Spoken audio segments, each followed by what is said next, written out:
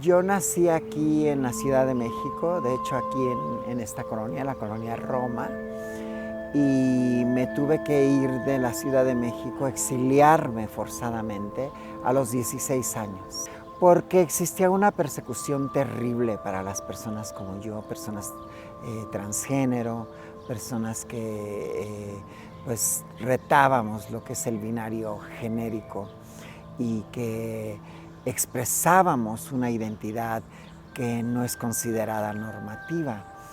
Entonces yo pues desde los 12 años y medio que empecé a transicionar porque tuve el apoyo, la aceptación, el amor de mi familia en casa, pues me doy cuenta que no necesariamente la sociedad en sí, afuera de mi entorno familiar, me aceptan o están de acuerdo de la manera en que yo expreso mi identidad. Entonces, eventualmente, aquí en la Ciudad de México, y me imagino que también en otras partes de México, pero yo hablo de la Ciudad de México, empezó una persecución por el mismo sistema. Era la misma policía la que nos detenía. A mí me detenían en camino a la escuela, en camino a la tienda, al mercado, y lo que trajera de valor, alguna alhajita, dinero, me lo quitaban. Pasaban en unos carros como 3, 4 policías que no eran uniformados, venían de civiles, eran no sé, judiciales en aquellos tiempos se les llamaba, y súbete, súbete, y a fuerza te subían a su carro, te llevaban a dar vueltas por diferentes partes, amenazándote, amedrentándote, diciéndote ahorita vas a ver, te vamos a encerrar, te van a rapar, te van a dar un periodicazo, que en aquellos tiempos el periodicazo era que salías en las notas de aquellos tabloides tan horribles como La Alarma, La Alerta, ¿no? Que pura prensa amarillista. Y entonces hubo un momento en que alguien dijo, pues vámonos a Tijuana, allá podemos trabajar, allá podemos hacer algo. Y decido irme de aquí a Tijuana. En Tijuana encuentro trabajo en unos lugares donde podíamos bailar, ¿no? Siendo transgénero, siendo personas que retamos al binario, ¿no?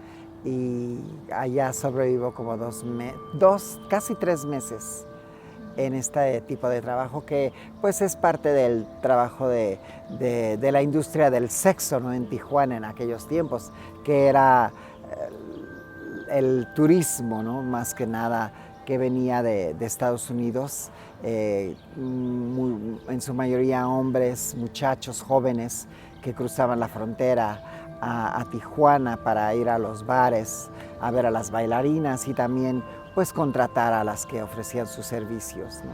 Y pues entonces se da una oportunidad de que alguien que nos ayudaba a nosotras las mujeres trans a cruzar la frontera, un personaje muy famoso en Tijuana que se llama Payaya, que le decimos Payaya porque no habla, pues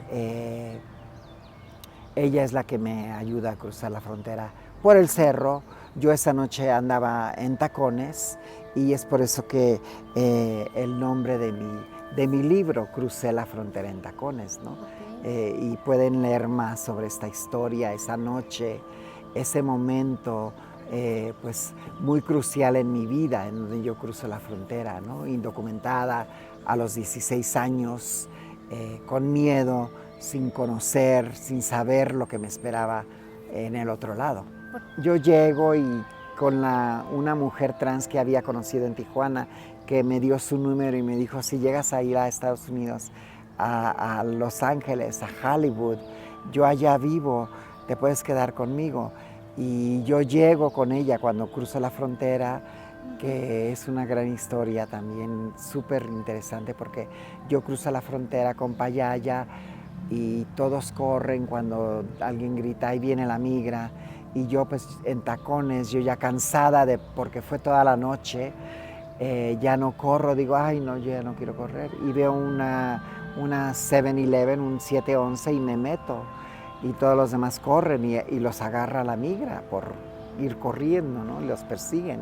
Ella se dedicaba al trabajo sexual y yo llego y pues me dice, pues mira, yo me dedico a esto y observo y todo, y en una de esas me dice, ay, mi cliente quiere conocerte, y es como yo me envuelvo en el trabajo sexual. Y también, interesantemente, pues era como que la única opción que me daban a mí, recién llegada, adolescente, sin saber, sin conocer, me dicen, pues ve y párate en esa esquina, ¿no? Y ahí haces dinero. Eventualmente encuentro trabajos como en un banco, porque como me metí a estudiar el inglés, ya hablaba el inglés, entonces trabajé en un banco, luego trabajé en bares como bartender, atendiendo la barra, y luego ya cuando termino mi licenciatura en comercio exterior, me meto a trabajar al aeropuerto de Los Ángeles. Ahí trabajé 12 años. He sido muy afortunada, reconozco mi lugar de privilegio, porque mi historia como que se sale un poquito del molde, ¿no? Desde que soy pequeña. Cuando me fui a los 16 años, pues todavía era una jovencita, adolescente, trans, en hormonas nada más. Y luego ya cuando regreso en el 87, pues yo ya estoy ¿no? Completa, con mis cirugías, todo. Y pues mi mamá lloró, ¿no? De alegría, porque me dijo, su primera pregunta, ¿eres feliz? Le digo, sí. Y me dice que bueno, entonces lloró, ¿no? Ella por verme realizada y completa.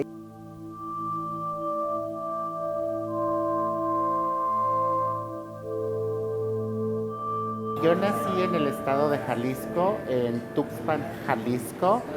Emigré a los Estados Unidos a la corta edad de 15 años, sin documentación. Entonces estuve viviendo allá por más de 20 años indocumentada.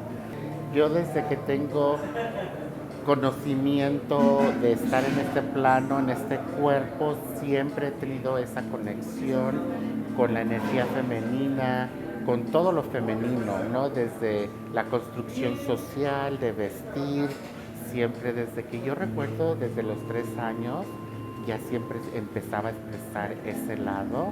Cuando me fui de Jalisco para la frontera, iba en familia, yo tenía 15 años, nos subimos al camión, iba con mi mamá, con mi hermana y mi hermano, y nos fuimos, pues, sí recuerdo que en el transcurso, cuando íbamos por Sonora, hubo una revisión de inmigración, y sí, pues, en ese momento porque uno sabe que va a una frontera, que vas también sin documentación. Y recuerdo que la Policía Federal Mexicana, junto con el Departamento de Migración, sí estaban pidiendo documentación. Pues obviamente uno llevaba su documentación, ¿no? Pero sí fue un poco como en la forma, la agresividad que suben las autoridades, es de ya empezar a tener miedo y empezar como que no cuentas con un documento, empieza este proceso de quitarte tu humanidad, ¿no? Y sobre todo tu dignidad. Nos llegó una invitación, empezamos a hablar de este tema.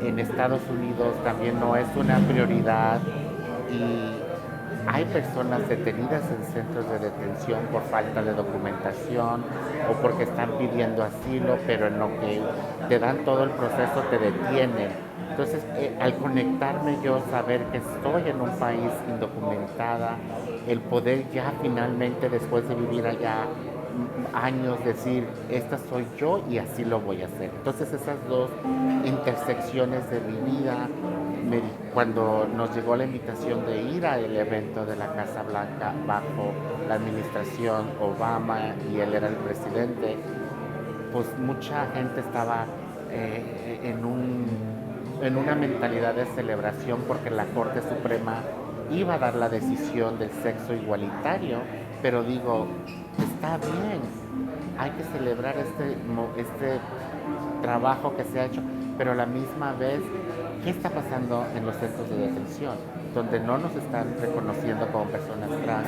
Entonces, toda esa combinación de años, de paciencia, de esperar, de yo enfrentar a la sociedad y al mundo, como que dice Gutiérrez, fue cuando el presidente Obama empezó en el mes del orgullo de junio del 2015, empezó a hablar del progreso que estaba haciendo la comunidad LGBTQ americana.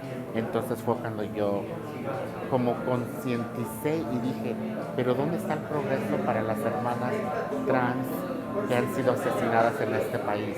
¿Dónde está el progreso para la comunidad LGBTQ migrante que está sufriendo mucha violencia, prejuicio y discriminación y pide el derecho de asilo?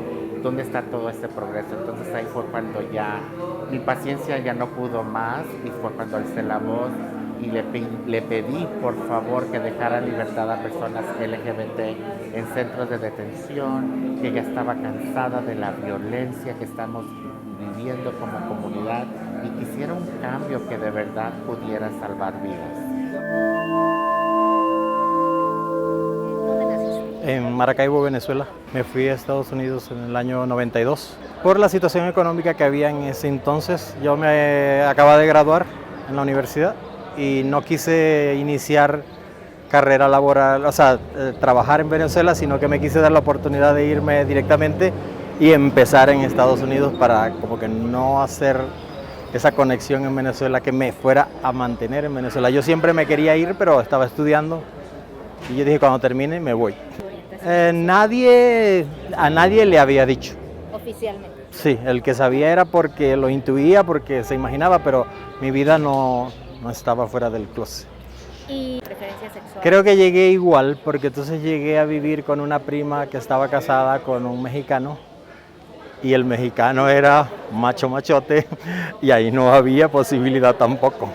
Entonces yo continué con mi vida heterosexual e inclusive me casé con una estadounidense y tuve novias y mis primeros años fueron totalmente heterosexuales, o sea, yo en ningún momento me incliné a ningún otro lado.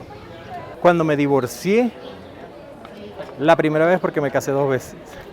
Okay. Entonces, cuando me divorcié la primera vez, entendí que no era ahí, que ahí no era, que ya no había que complacer a nadie. O sea, yo dije, no me vine aquí a seguir complaciendo, a seguir mintiendo, a seguir engañándome. O sea, no es ahí, pero no estaba preparado. Tuve una primera pareja y ahí sí sentí como que llegaba la gloria, ¿no? Pero como esa relación no fue duradera, entonces yo dije, no, tampoco es aquí. Y volví a tener una novia y me volví a casar. Tuve un accidente laboral y perdí parte de la mano, de la piel y los tendones y todo, y me tuvieron que hacer un injerto de una pierna. Lo bueno en ese tiempo fue que me dieron mi seguro social y tuve licencia para conducir, y en Estados Unidos eso era todo lo que necesitabas para hacer vida. Entonces yo me aproveché de eso, viví 14 años con una licencia y un seguro, aunque no tenía residencia y tenía tuve 4 deportaciones y la última fue forzada. Al final de un divorcio me dieron orden de deportación y era la segunda. ¿Por qué? Esa segunda. Porque la chica con la que me casé me denunció Ok. de que me había casado de manera fraudulenta porque no me quise quedar con ella. De verdad que fue una tortura.